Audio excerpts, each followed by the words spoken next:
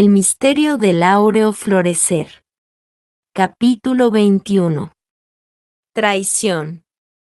Uno a uno con otro, de tantos entre muchos, sobresalen entre las tres inmundas bocas de ese vil gusano que atraviesa el corazón del mundo, Judas, Bruto y Casio. Tornar a las fechorías de Roma y topar con Bruto, señalado con un cuchillo de la mano de Dios. Remitirse a esos originales, saborear el caramelo venenoso, ciertamente no es nada agradable.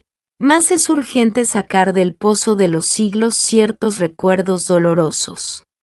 Traspasado de angustia, sin vanagloria alguna, en estado de alerta novedad, conservo con alegría el viviente recuerdo de aquella mi reencarnación romana conocida con el nombre de Julio César.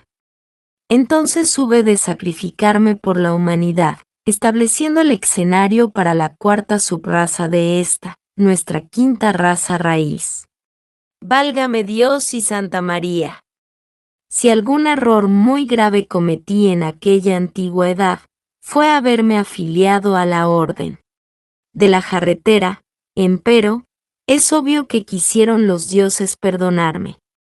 Encumbrarse hasta las nubes sobre sus amistades no es en verdad nada fácil, sin embargo, es evidente que lo logré sorprendiendo a la aristocracia romana.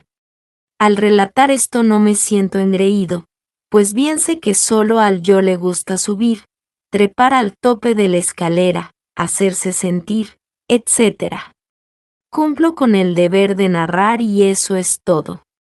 Cuando salí de las Galias rogué a mi bella esposa Calpurnia que, al regreso, enviase a mi encuentro a nuestros dos hijos. Bruto se moría de envidia recordando mi entrada triunfal en la ciudad eterna, empero, parecía olvidar adrede mis espantosos sufrimientos en los campos de batalla. El derecho de gobernar aquel imperio, ciertamente, no me fue dado regalado. Bien saben los divinos y los humanos lo mucho que sufrí. Bien hubiera podido salvarme de la pérfida conjura si hubiese sabido escuchar al viejo astrólogo que visitaba mi mansión. Desafortunadamente, el demonio de los celos torturaba mi corazón. Aquel anciano era muy amigo de Calpurnia y esto no me gustaba mucho. En la mañana de aquel día trágico, al levantarme del lecho nupcial con la cabeza coronada de laureles, Calpurnia me contó su sueño. Había visto, en visión de noche, una estrella cayendo de los cielos a la tierra y me advirtió rogándome que no fuera al Senado. Inútiles fueron las súplicas de mi esposa. Hoy iré al Senado, respondí en forma imperativa. Acuérdese que hoy una familia amiga nos tiene invitados a una comida en las afueras de Roma. Usted aceptó la invitación, replicó Calpurnia. No puedo asistir a esa comida, objeté. ¿Vais entonces a dejar a esa familia aguardando? Tengo que ir al Senado. Horas más tarde, en compañía de una auriga, marchaba en un carro de guerra rumbo al Capitolio del Águila Romana. Bien pronto llegué allí entre los vítores tremendos de las enardecidas multitudes. «¡Salve César!», me gritaban. Algunos notables de la ciudad me rodearon en el atrio del Capitolio. Respondí preguntas, aclaré algunos puntos, etc. De pronto, en forma inusitada, aparece ante mí el anciano astrólogo, aquel que antes me había advertido sobre los idus de marzo y los terribles peligros. Me entrega con sigilo un pedazo de pergamino en el cual están anotados los nombres de los conjurados. El pobre viejo quiso salvarme, mas todo fue inútil, no le hice caso. Además, me encontraba muy ocupado atendiendo a tantos ilustres romanos. Después, sintiéndome invencible e invulnerable, con esa actitud cesárea que me caracterizaba, avancé rumbo al Senado por entre las columnas olímpicas del Capitolio. Mas, ay de mí, los conjurados tras esas heroicas columnas me acechaban. El acerado filo del puñal asesino desgarró mis espaldas. Acostumbrado a tantas batallas, instintivamente, traté de empuñar mi espada, mas siento que me desmayo, veo a Bruto. Y exclamo, ¿tú también, hijo mío? Luego, la terrible parca se lleva mi alma. Pobre Bruto, el yo de la envidia le había devorado las entrañas y el resultado no podía ser otro. 2 reencarnaciones más tuve en la Roma augusta de los Césares, y luego, muy variadas existencias con magnífico Dharma en Europa, durante la Edad Media y el Renacimiento. En tiempos del terrible inquisidor Tomás de Torquemada yo me reencarné en España, y este es otro relato muy interesante. Hablar sobre el citado inquisidor y el Santo Oficio, ciertamente no resulta muy agradable, empero, eso es ahora conveniente. Yo fui entonces un marqués muy célebre, quien por desgracia hubo de ponerse en contacto con aquel execrable inquisidor tan perverso como aquel otro llamado Juan de Arbuces. En aquel tiempo, yo reencontré al traidor Bruto reincorporado en un nuevo organismo humano. ¡Qué conde tan incisivo, mordaz e irónico! Buena burla hacía de mi persona. ¡Qué insultos, qué sarcasmos! De ninguna manera quería yo enfrascarme en nuevas disputas, no tenía ganas de enfadarme. La safiedad, la grosería, la incultura de aquel noble me desagradaban espantosamente, mas no quería herirle. Me pareció bueno evitar nuevos duelos y por ello busqué al inquisidor. Cualquier día de esos tantos, muy de mañana, me dirigí al Palacio de la Inquisición. Debía buscar solución inteligente a mi consabido problema. Oh, señor Marqués, qué milagro verle a usted por aquí. ¿En qué puedo servirle? Así contestó a mi saludo el monje que estaba siempre a la puerta en el palacio donde funcionaba el Santo Oficio. Muchas gracias, su reverencia, dije, vengo a pedirle una audiencia con el señor inquisidor. Hoy es día de muchas visitas, señor Marqués, pero en tratándose de usted, voy inmediatamente a gestionar su audiencia. Dichas tales palabras, desapareció aquel fraile para reaparecer ante mí instantes después. Atravesé un patio y penetré en un salón, el cual estaba en completa oscuridad. Pasé a otra sala y la hallé también en tinieblas. Penetré por último en la tercera pieza y sobre la mesa resplandecía una lámpara. Allí encontré al temible inquisidor Torquemada. El cenobita aquel parecía ciertamente un santo. ¡Qué mirada! ¡Qué actitudes tan beatíficas! ¡Qué poses pietistas! Sobre su pecho resplandecía un crucifijo. ¡Cuánta santurronería, Dios mío! ¡Qué mojigatería tan horripilante! Es ostensible que el yo fariseo estaba bien fuerte en ese monje azul. Después de muchos saludos y reverencias de acuerdo con las costumbres de aquella época, me senté ante la mesa junto al fraile. ¿En qué puedo servirle, señor Marqués? Hable usted. Muchas gracias, su señoría. Sucede que el conde, fulano de tal, me ha hecho la vida imposible, insultándome por envidia, ironizándome, calumniándome, etc. Oh, no se preocupe usted por eso, señor Marqués, ya contra ese conde tenemos aquí muchas quejas. Inmediatamente, daré órdenes para que le capturen. Lo encerraremos en la torre de martirio. Le arrancaremos las uñas de las manos y de los pies y le echaremos en los dedos plomo derretido para torturarle. Después quemaremos sus plantas con carbones encendidos y por último le quemaremos vivo en la hoguera. Pero por Dios, ¿se habrá vuelto loco este monje? Jamás pensé ir tan lejos, solo buscaba en la casa inquisitorial una amonestación cristiana para ese conde, en el cual se habían reincorporado aquellos valores que otrora estuvieran metidos en la personalidad de Bruto. Aquel monje azul sentado ante la mesa sacra, con ese rostro de penitente y anacoreta, en actitud pietista y el Cristo colgado al cuello. Aquella singular figura beatífica tan devota y cruel, tan dulce y bárbara, tan santurrona y perversa. Aquel malvado vestido con piel de oveja despertó en el interior de mi conciencia un no sé qué, sentí que aquello que tengo de bodhisattva se sublevaba, protestaba, gemía. Una tempestad íntima había estallado en mí mismo, el rayo, el trueno, no demoró en aparecer y entonces, oh Dios, sucedió lo que tenía que suceder. Es usted un perverso, le dije, yo no he venido a pedirle que queme vivo a nadie, solo he venido a solicitarle una amonestación para ese noble. Usted es un asesino, por eso es que no pertenezco a su secta, etcétera, etcétera, etcétera. Ah, ¿con qué esas tenemos, señor marqués?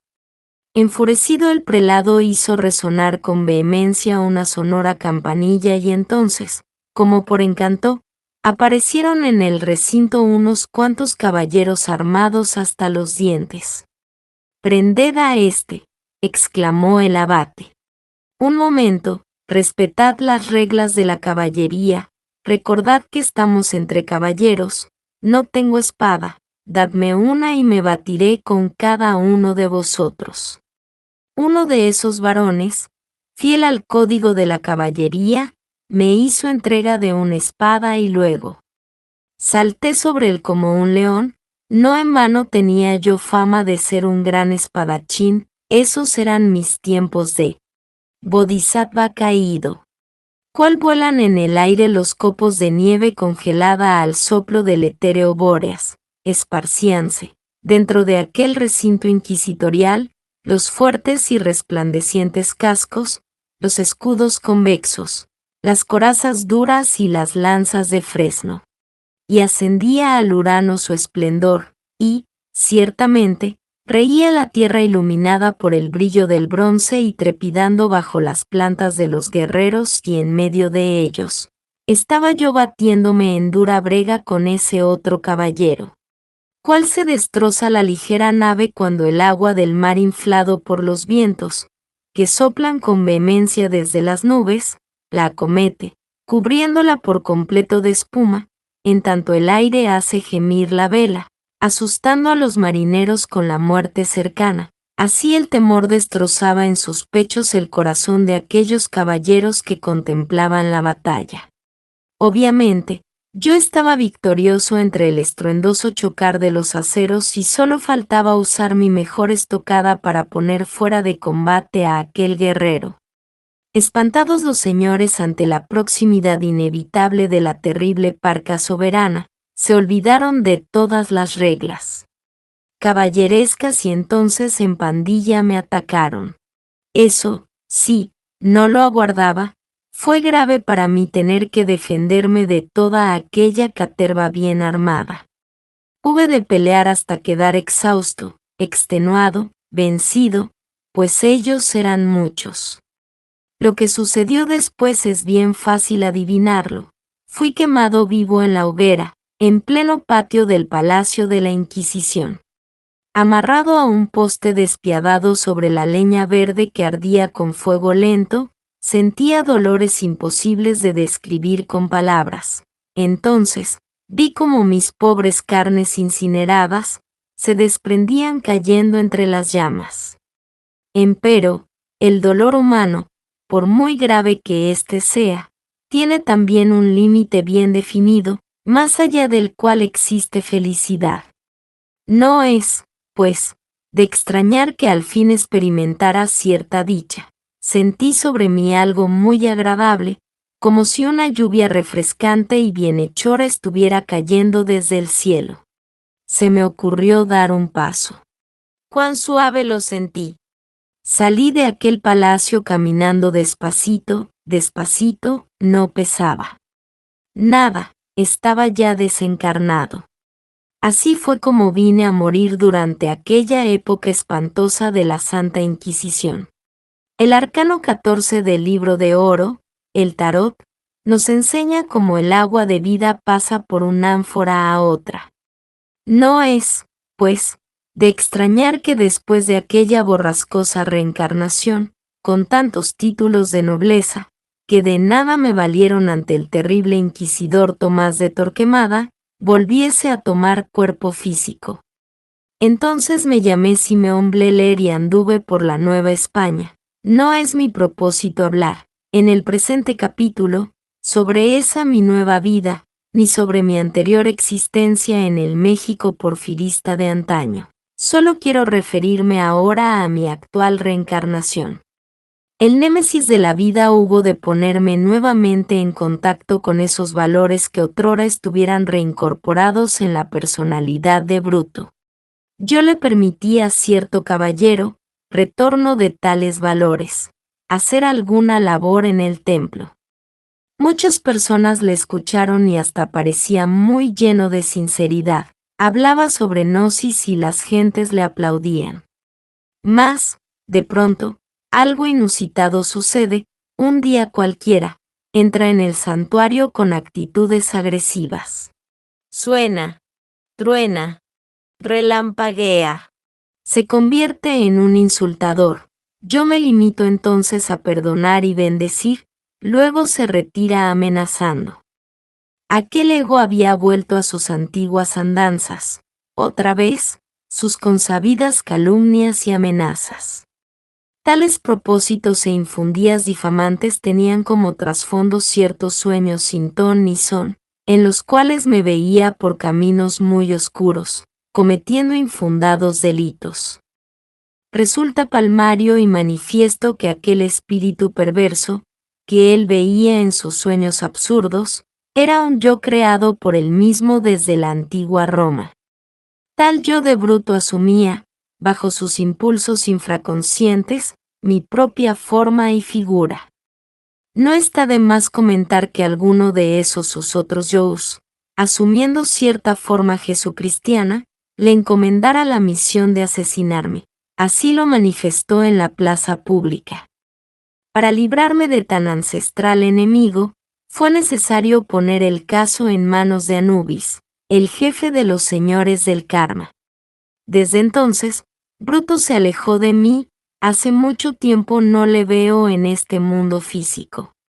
De lo dicho sobre Bruto y sus visiones ensoñativas, se desprende que nadie, en verdad, puede convertirse en un investigador competente de la vida en los mundos superiores, en tanto no haya disuelto el yo psicológico y todos los elementos subjetivos que condicionan las percepciones. Ingrato a sus bienhechores, con mucho trabajo de caballero, sin embargo, Bruto aceptó la gnosis y el sahaja maituna. Sin inhibirse en el conocimiento de una causa, más dándole la espalda al gurú, maestro, trabajó en la fragua encendida de Vulcano inútilmente, porque Devi Kundalini no premia jamás la traición. Aunque se trabaje muy seriamente con la sexo yoga, la serpiente ígnea de nuestros mágicos poderes jamás subiría por la espina dorsal de los traidores, asesinos, adúlteros, violadores y perversos. Devi Kundalini nunca se convertiría en cómplice del delito. El fuego sagrado asciende de acuerdo con los méritos del corazón. Magia sexual es fundamental, pero sin santidad no son posibles los logros espirituales. Bruto pensó en un Kundalini mecánico y se equivocó lamentablemente. La Divina Madre es muy exigente. Para el indigno todas las puertas están cerradas, menos una, la del arrepentimiento.